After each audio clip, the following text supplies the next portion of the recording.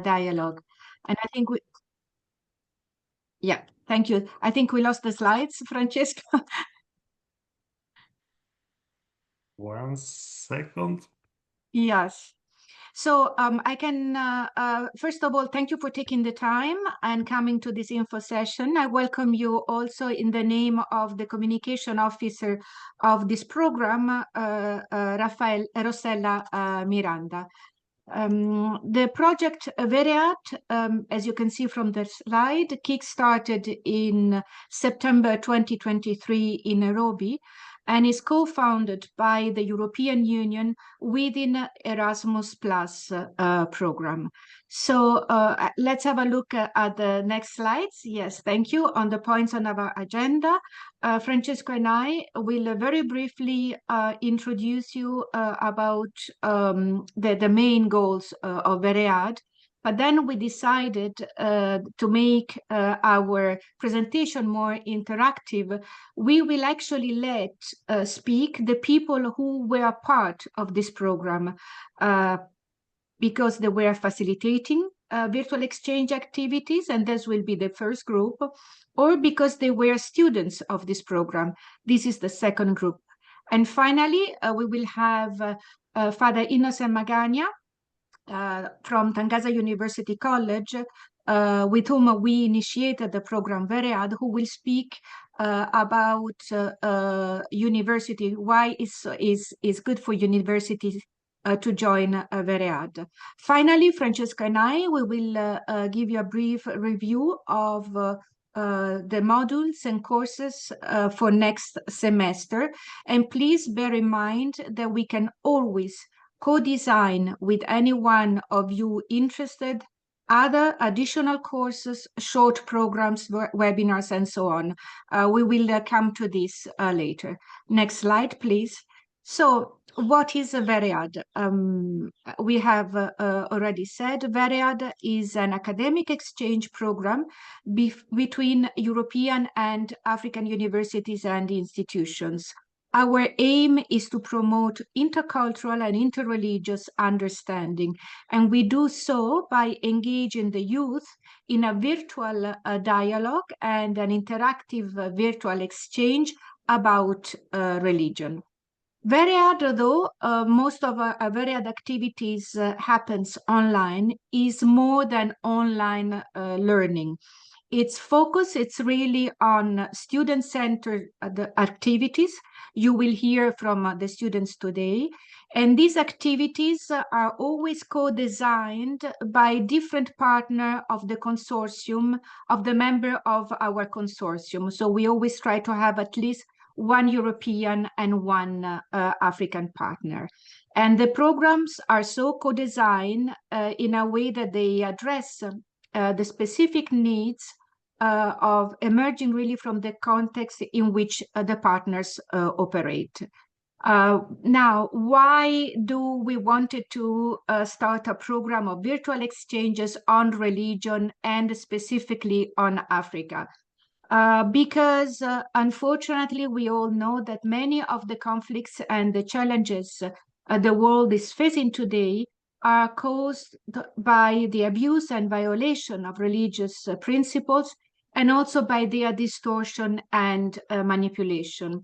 We strongly believe that one of the most effective countermeasures is to increase knowledge about religion and to promote a new way of thinking and studying the relation between religion and society. And in this, we want to the youth, students, young students, and scholars to interact among them.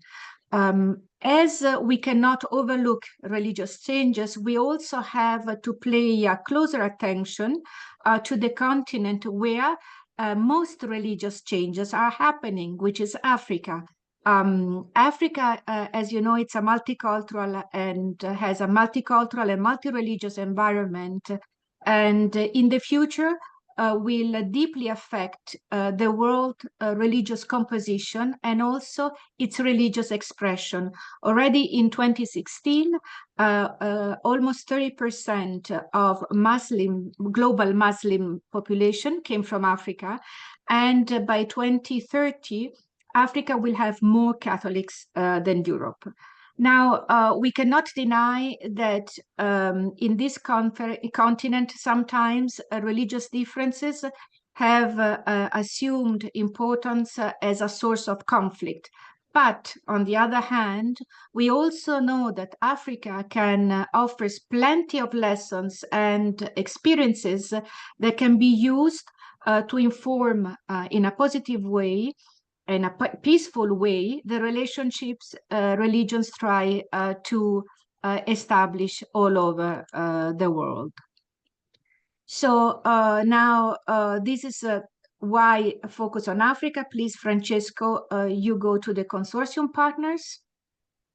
Yes, the VEREAD project is run by a consortium of partners, which are presented here in this slide. 5 of them are based in Eastern Africa and South Africa. So we have Arupe Jesuit University from Zimbabwe, Makerere University from Uganda, Kenyatta University and Tangaza University from Nairobi, Kenya. And then we have University of Dar es Salaam from Tanzania.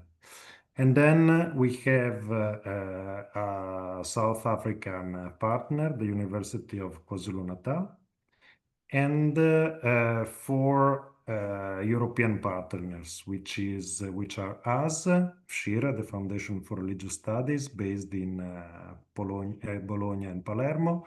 We have the University of Modena and Reggio Emilia, the Theological University of Apeldoorn in the Netherlands, and the Catholic Institute for the Mediterranean Sea, which is based in Marseille, in France. And said this, what are the goals that Ilaria had already briefly introduced of our project? So through the cooperation between university and especially the exchange and interaction between or among students coming from different backgrounds, our goal is to stimulate cross-cultural communication and knowledge transmission and enhance critical thinking among the students, but also promote learning opportunities for all, trying to make more accessible this kind of knowledge about religion also to young people who would not easily access it in going to universities, because our main target is the youth in general and not only university students. We also aim at targeting promoting gender equality and inclusivity, including also unimpaired young people. And of course, the focus of the learning activities we have been carrying out so far is religion. Religion, however, approached from a multidisciplinary perspective, trying to so every partner has its own disciplinary specificity. So the modules we run are based and are nurtured by the specificity and expertise of each partner. So for example, as of FSCIRE, we mainly have a critical historical perspective. Innocent here of Tangaza University and is an expert of interreligious dialogue. And we try to bridge the gap between these different disciplines and try to offer modules that put together these perspectives. And well, I think that the other points have been already touched upon by Ilaria, but just one one final remark is that our goal is really to foster discussion and exchange among young people. And this said, so we already talked about at least part of our targets, who are international students and young people in general. But also during the first year of the project, we are entering now the third year, but during the first year of the project, we trained our facilitators. Facilitators are usually PhD students or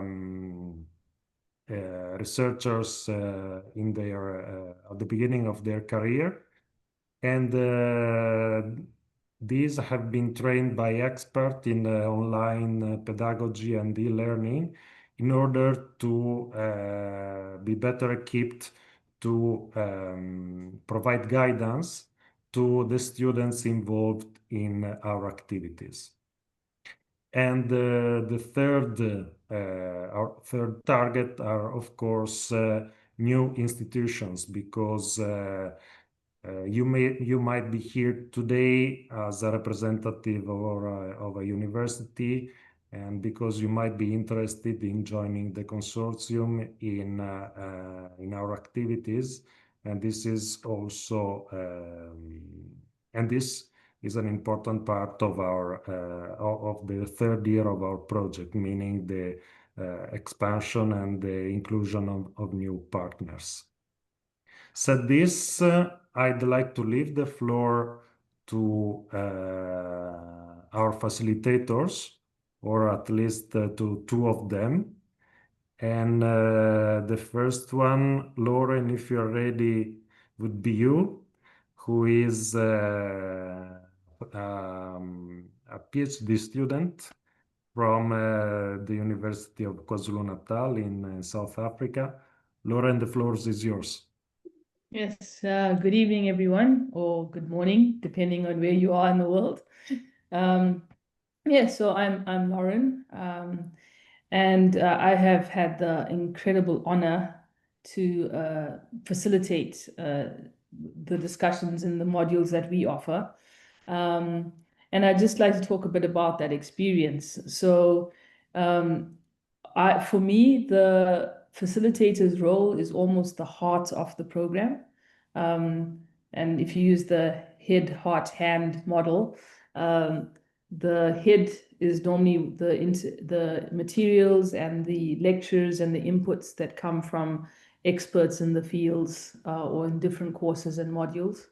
And the facilitation for me is the heart. It's where we begin to integrate the head knowledge into an embodied expression of what that knowledge can do in people's context, but also in their lived experience. So one of the strategies that I use in the facilitation is by creating a space of embodiment, even on the online space, which is quite a challenge because we deal with different, bandwidths and people not being able to share video. But we try and create that through being very deliberate about collapsing power dynamics in the group, making sure that everyone has a space of value from their own experience, that they feel that they have something to share. So it's about kind of creating the embodied in the digital, which is a strange thing to do, but it is possible. One of the things to do is to do creative, active listening as a facilitator, to watch how people interact, who is quiet in the digital space, who is talking a lot, who prefers to chat on the chat group in the comment section, and how to draw it out into a interaction that is valuable to everybody who's there. Another thing that we do is to create a student-centered approach, which involves really listening firstly to what people are interested in the chat group. And then from there, taking people from what they understand and what they're interested in to what is being shared and facilitated in terms of content within the various courses. This often happens as conversation and not as directive questions, but it does allow us to mobilize information across different contexts and across the platform that is created between the lecturer and the material and the facilitators. I find that by doing that, we create a space of deep trust in the group and a space of curiosity, a respectful curiosity that invites conversation and even takes us into more difficult spaces. Sometimes we have different opinions, and as a facilitator, you have to hold the space and model how to actually hold difference with, without trying to answer in defensiveness, but to answer in terms of trying to develop your own understanding and also to allow yourself to learn, which is a hard thing to do in our world because we like to polarize at the moment. But I find that in the facilitation process, if you are able to do that as a facilitator and model it, then the group tends to start modeling it themselves. My last point is that we create a space of chat that's even offline from the actual moments of interaction. So in my particular experience, we used WhatsApp as a way to continue the conversation through the different inputs and a way to continue the questioning and the engagement with the material. So it took the head, heart into the hand space of interaction. And yeah, that's my input with you today. And I'll invite questions if that's okay, Francesco, if people have anything maybe at the end. Yeah, thank you. Thank you very much, Lauren. Yes, if you have questions now, otherwise we wait until the end of the webinar and we devote around 20 minutes for that. But if you have direct question to Lauren, please.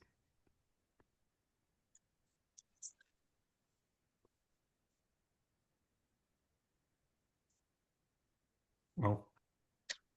Francesco, I have no question to Lauren, but maybe to specify for the ones who are new to this program that VEREAD consists always of a part. There is a seminar part where there is more or less traditional lecture, where a professor expert in a specific field of studies will deepen and lecture about a topic. And then a second part where the students are required to work on reading, pre-assigned, discuss and debate. So, and this is the part where the facilitators come in. They help the analysis, not only of the readings, but they help with the questions and facilitate the communication around the topics that we have discussed already during the lecture. So this is just to explain. And I think, Massimiliano, if you're ready also to tell us your experience as a facilitator. Can you hear me? Okay, good afternoon to everyone.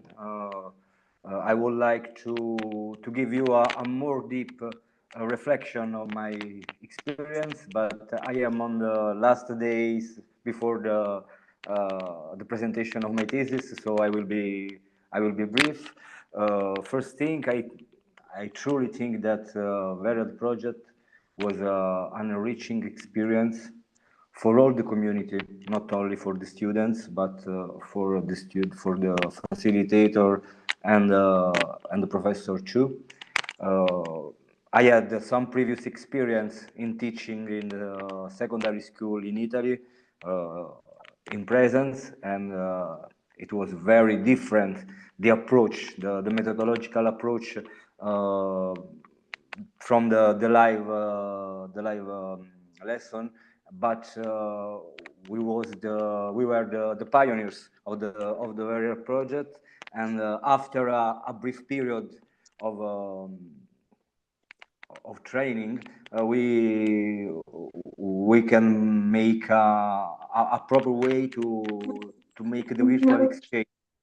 I think that the religion field, the religious studies, are the proper field to experiment this kind of exchange between students and professor, but on the epistemological way between the European school and the African school of studies. In particular, for me, was interesting the connection, the mixing between our tradition in critical historiographic research and the more open and theological perspective that gave us the African professor.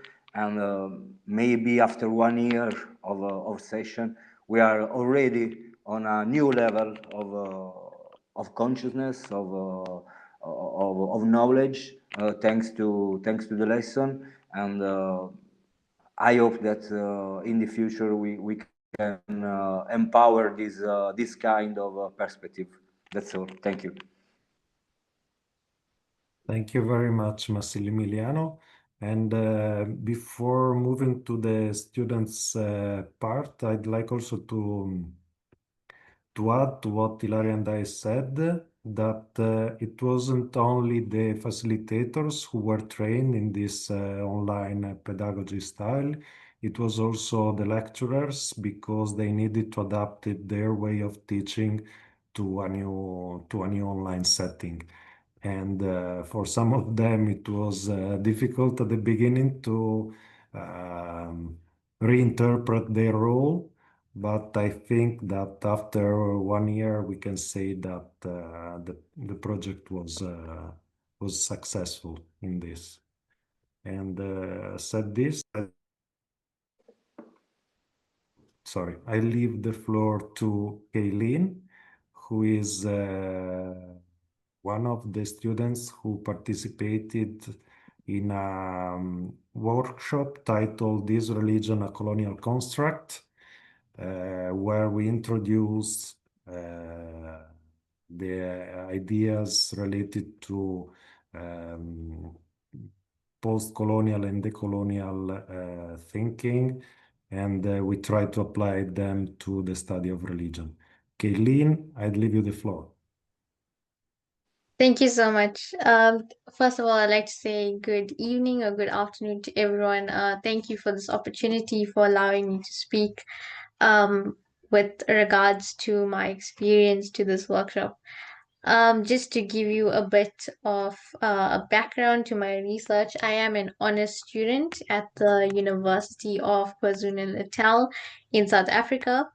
And currently, my research serves to explore the ritual dimension of the religions of Hinduism and Christianity and how it impacts the environment. So it was a very different perspective because I like to interact religion with ecology. And so, with regards to this workshop, it was a very engaging experience. This workshop was scheduled to be taught hand in hand with a module called Religion 702, which was theory and method class. And so this workshop really did act as a tool for not only my research, but I would say all of the colleagues in our plenary session. In terms of my own research, it did help me to look at tools to deconstruct narratives when tracking history. For example, I was looking at the history of the indentured laborers that were brought to South Africa during the 1860s from India. And so it really taught me to dig deep into that narrative and to see whether it is a colonial or decolonial construct when it came to the concept of religion itself. Um, in terms of interacting with others, it was such an enriching experience, not only on a global level, but also a local level.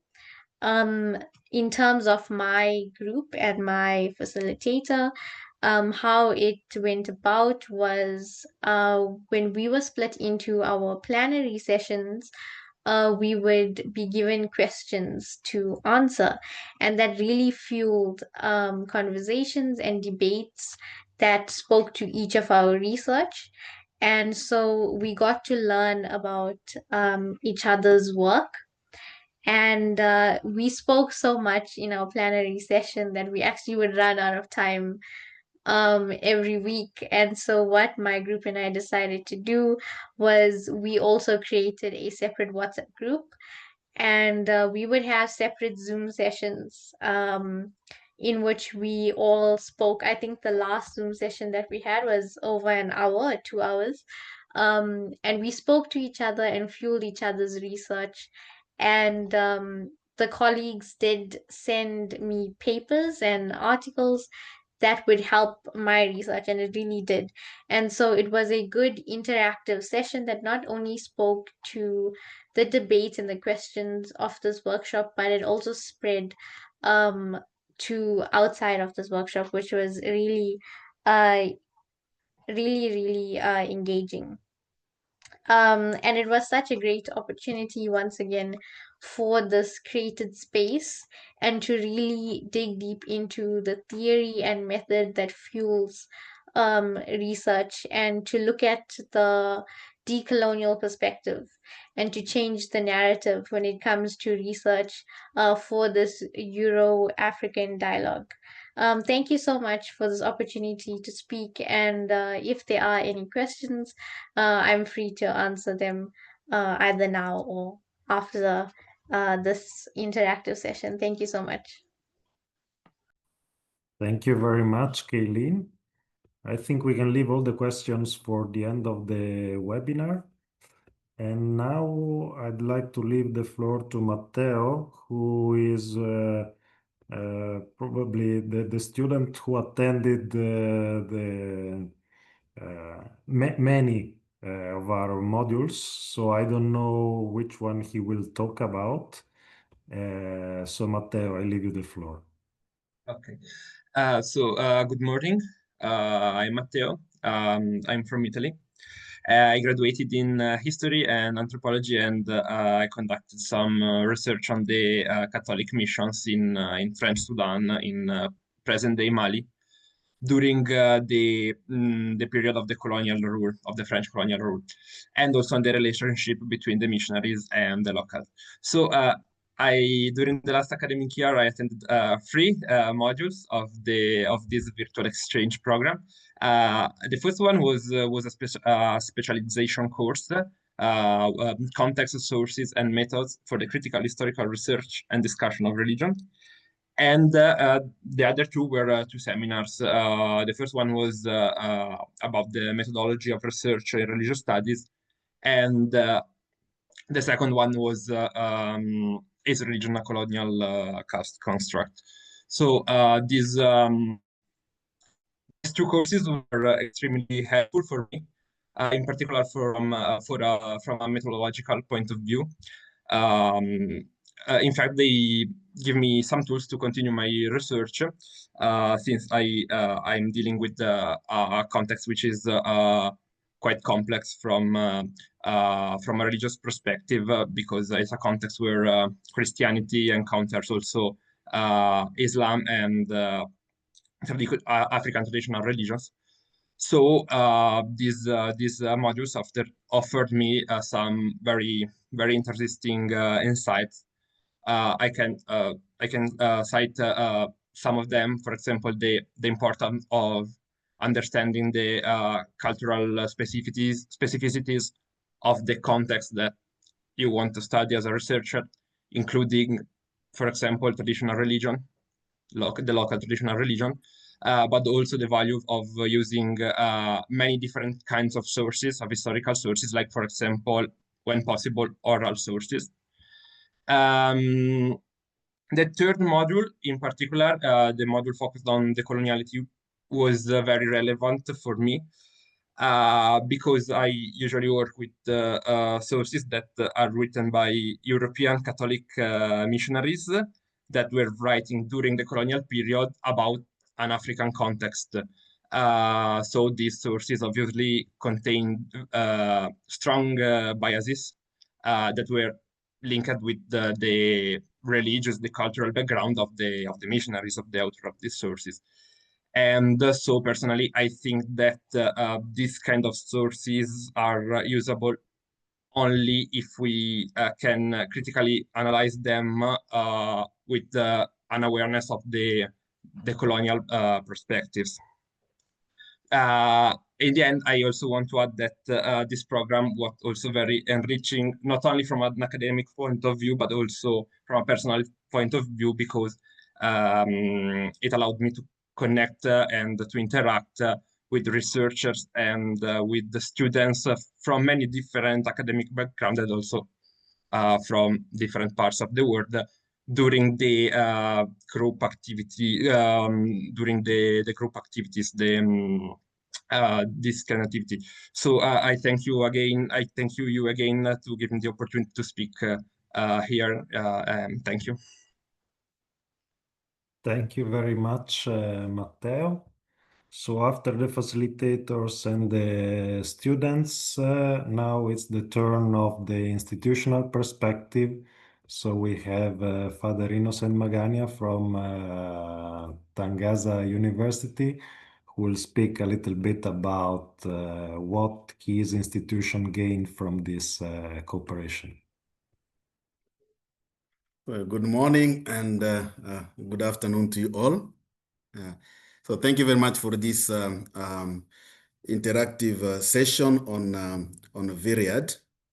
Allow me first to stress some of the elements that have been already mentioned by Ilaria and Francesco about the nature of the VEREAD program, which actually are also beneficial to institutions to which we belong. It's not only about the students, lecturers, or facilitators, but it's also institutional. And actually, basically, our role is to see how to institutionalize, the VEREAD and its methodology into our institution. So the first element I would like to come back to is the intercultural nature of the VEREAD itself, with the name the Euro-Africa religious dialogue. Ilaria spoke from a Euro-centric perspective and what Africa brings to this dialogue, but is also Africa benefiting also from this exchange. It helps to break the barriers, to break, the prejudices, but also to enlarge our perspective and to understand that we can approach, reality from multiple perspectives. So that intercultural aspect is very key to this program of VEREAD. So it's really mutual enrichment.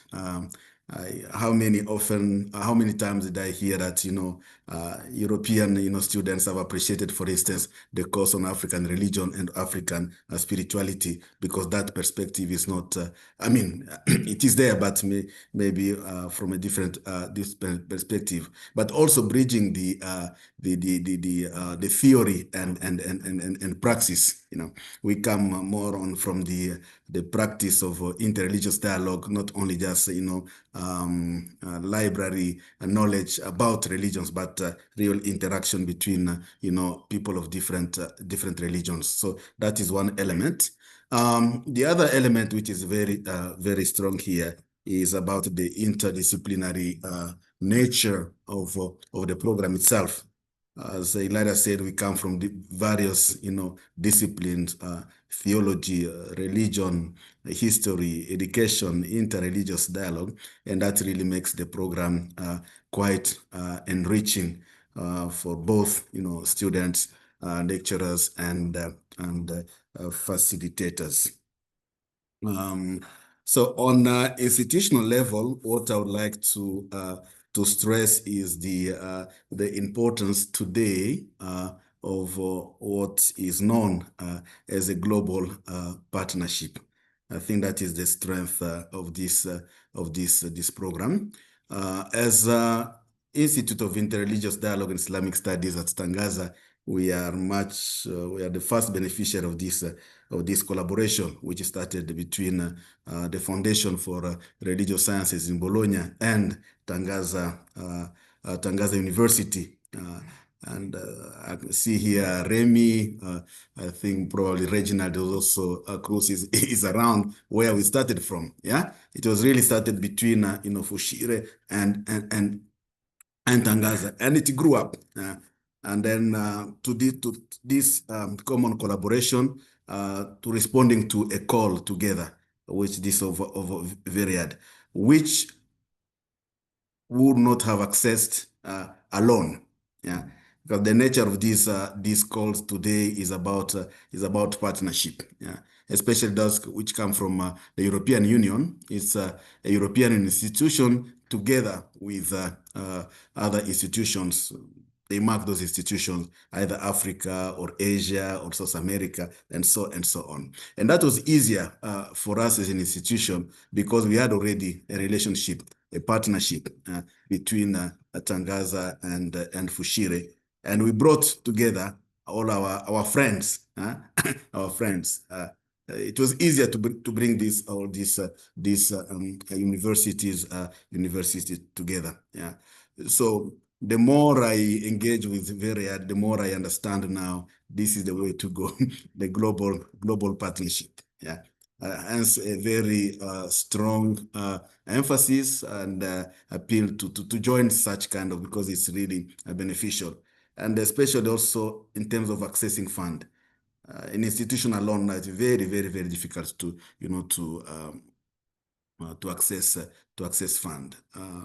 The world today is also value publishing together, editing together across different disciplines and so on. The more we collaborate, the more there is a value that we add to our different programs. So it's very, very opportune that we come together, and this is really very specific. There are other programs of the European Union. I think this one is unique. VEREAD is unique in that sense, because again of that close collaboration that we had from the very beginning. The other element is specific to VEREAD. In a society that is more and more secular, we really promote the role of religion in society. I think we bring strongly the voice of religion into society, and that makes really VEREAD unique. Yeah.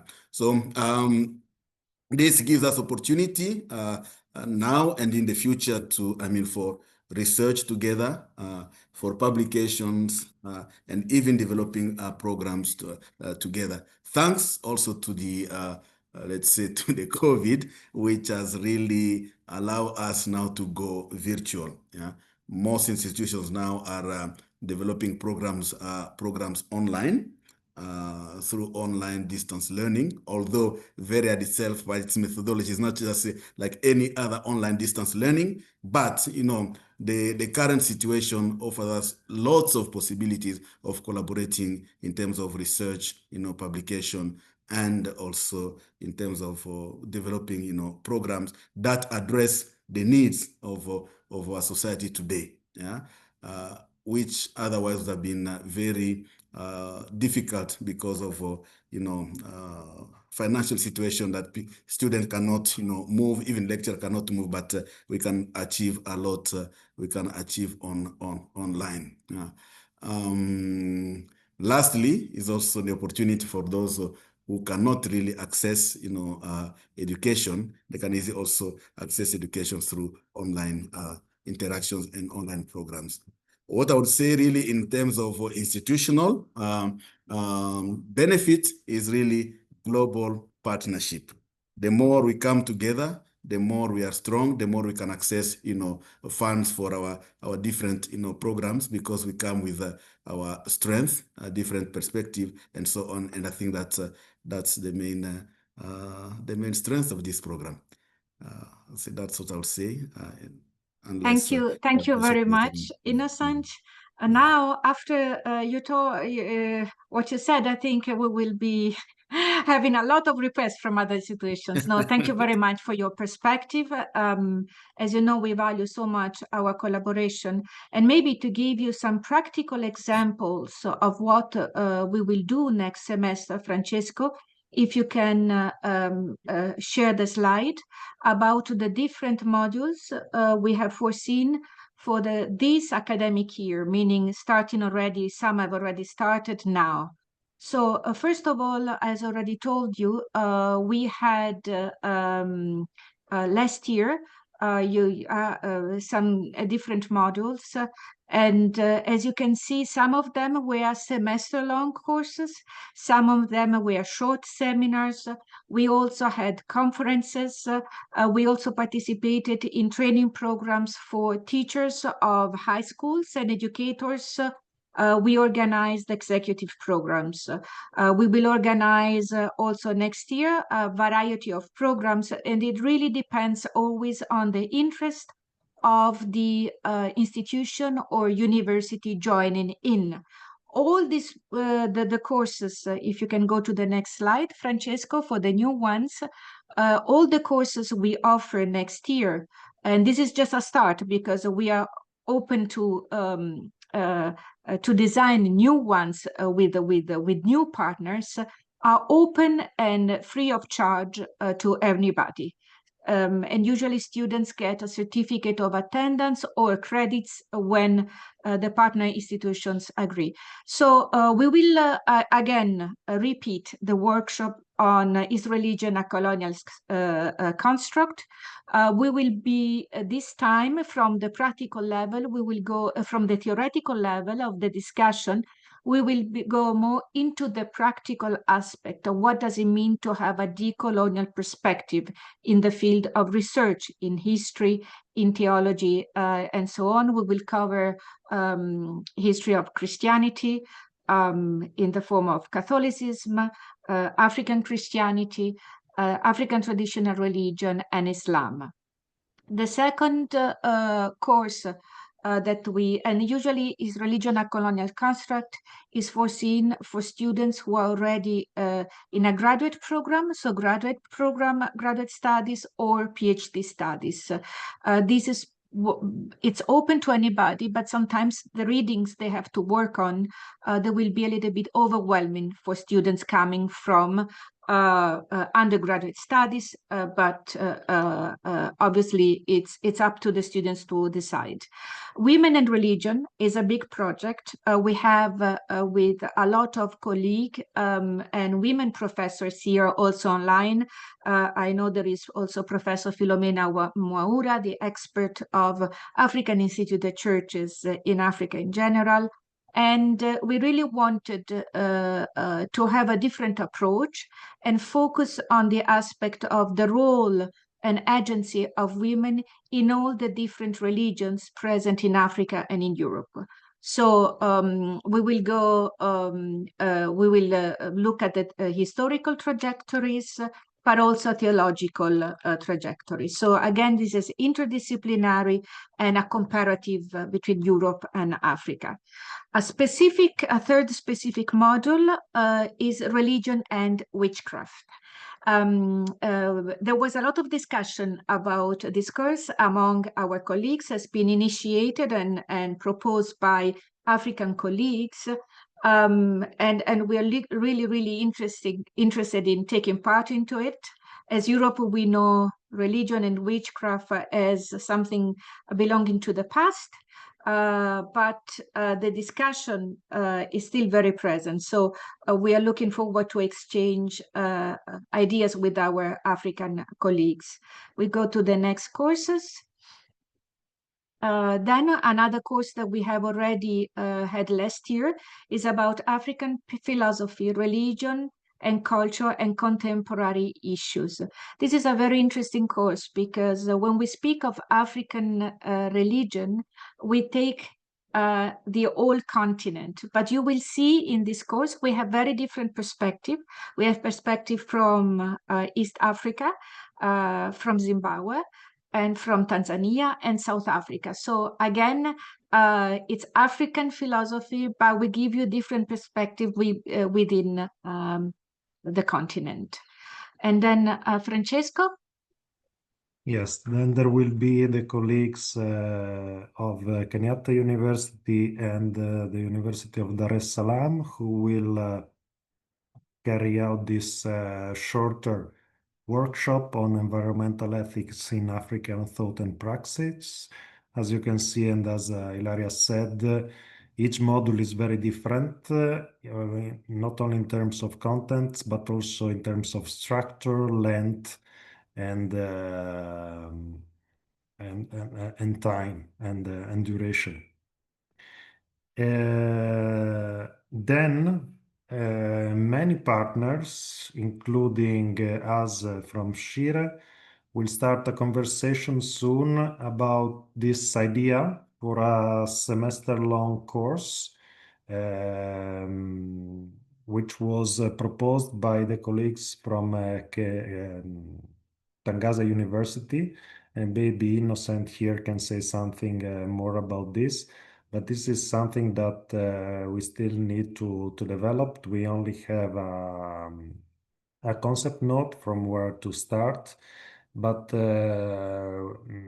this is something basically all the partners of the consortium will participate in the ideation and implementation.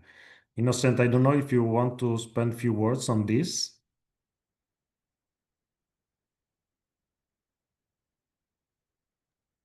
On the program on dealing with the past? Yes. Yeah, this is a new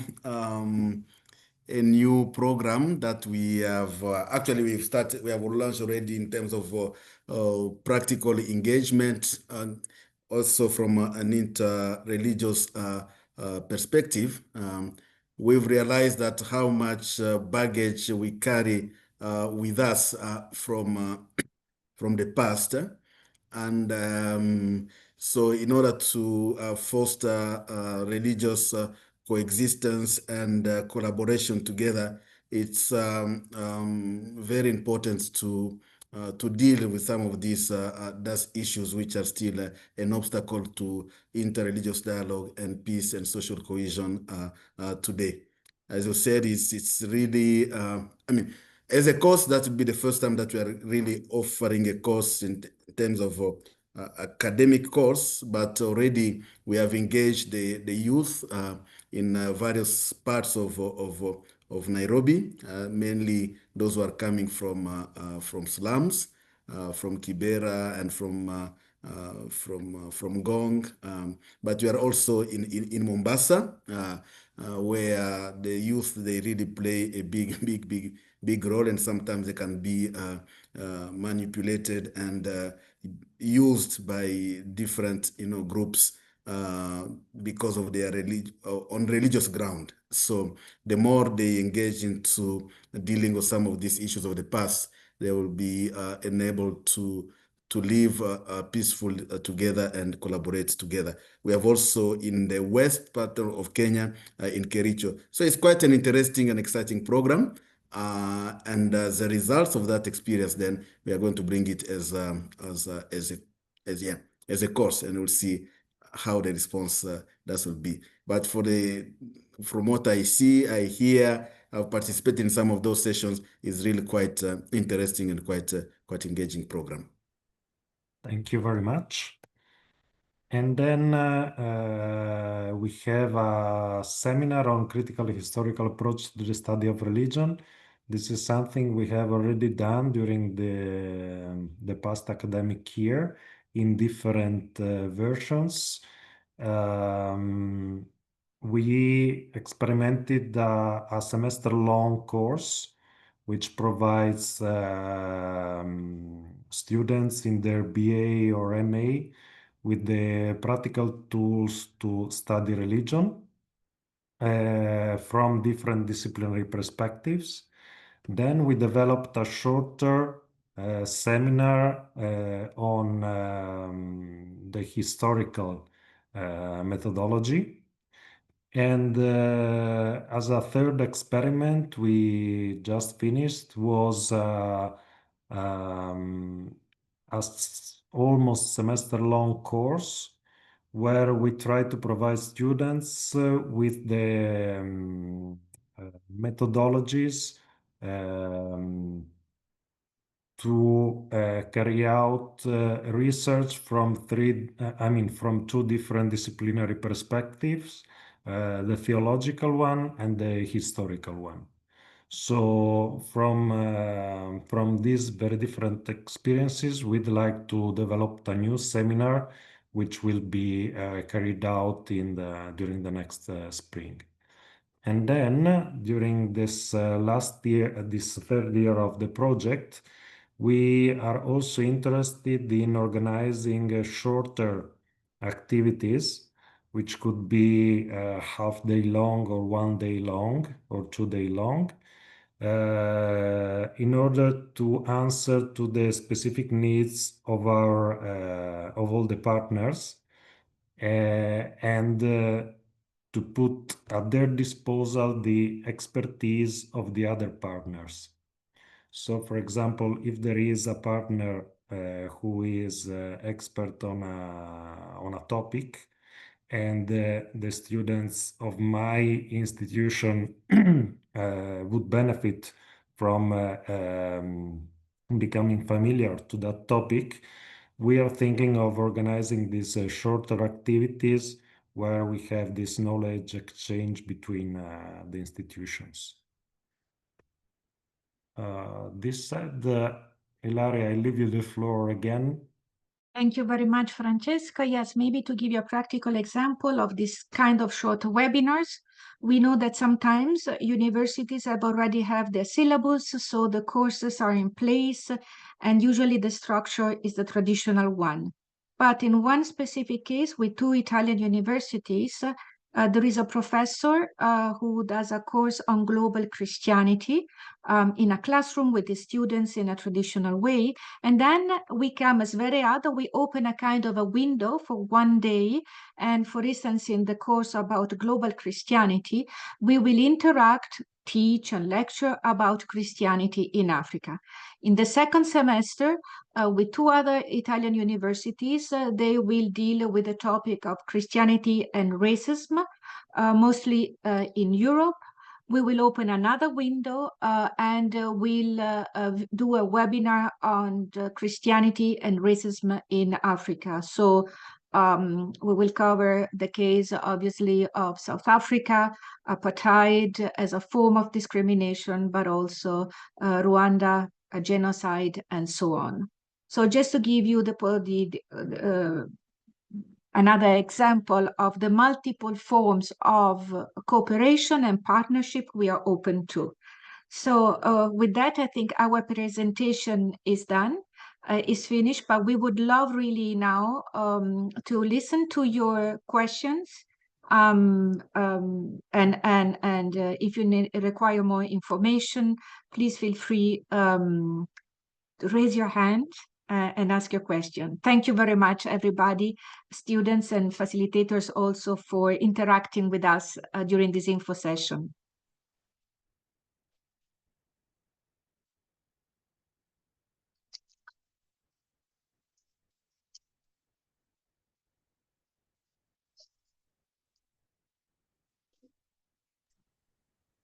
So maybe while we wait for the questions to come, if you're wondering how do you join this program, yes, please, Yerzinho.